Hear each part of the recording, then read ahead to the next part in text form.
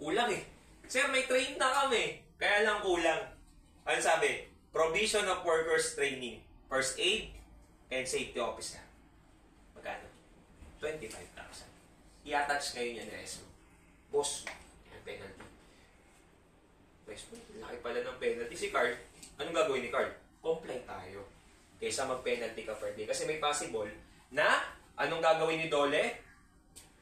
Mag-i-issue siya ngayon ng WSO. Ano yung WSO? Work Stoppage Order. Ngayon, pag pinasarado ni Dole yung site nyo, lahat ng workers everyday papasweldohin. Kahit walang ginagawa. Kasi hindi nila kasalanan na hindi kayo nag-comply. Trabaho yan ng management na mag-comply. Sino magpapakomply? Kayo. Kasi kayo yung consultant nila. Nagets na? So, lagi niyong tatandaan, consultant kayo ng kumpanya. Kayo magbibigay ng guidance requirements. So, pag sinend ko sa inyo to, lagi niyong buksan, pag-aralan, hanapin yung requirement, gawa ng report, ipakita sa management. Ngayon, pag di na-comply yung management, nasa kanila na yun. Kasi gumawa ka na ng report eh. Tama? Pa-receive mo sa kanila. Sir, paano pag hindi pina-receive? Pag hindi tinanggap? Okay lang, picturean mo, iniwan mo sa table ng boss.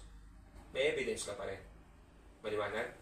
So, you have to ensure that all of the reports being provided to the management, to the project manager per se, or PIC per se.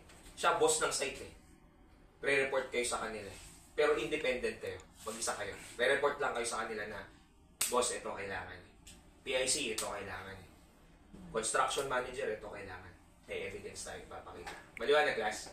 Clear tayo, ha? Okay. So, lahat yan nandito. Tignan mo, magkano penalty per day? Ano sabi ng Dole? If the following, nandito siya.